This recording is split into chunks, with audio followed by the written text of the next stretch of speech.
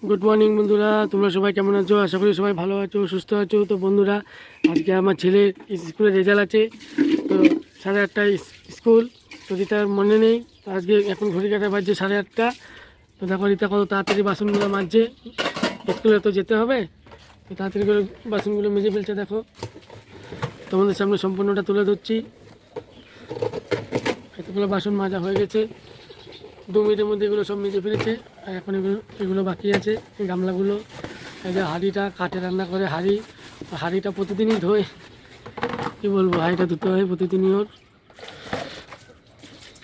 আমাদের তো গ্যাস নেই, এই কাঠেই রান্না করে কী করব।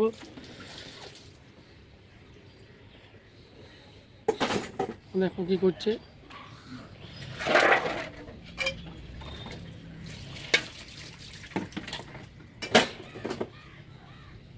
তোমরা সবাই আশীর্বাদ করো, আমার ছেলে যেন পাস করতে পারে। আজকে রেজাল্ট আছে।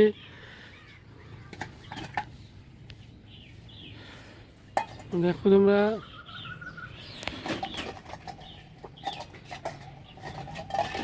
তোমরা আমাদের সাপোর্টে থাকো, আমাদের সঙ্গে থেকো, আমাদের পাশে থেকো বন্ধুরা।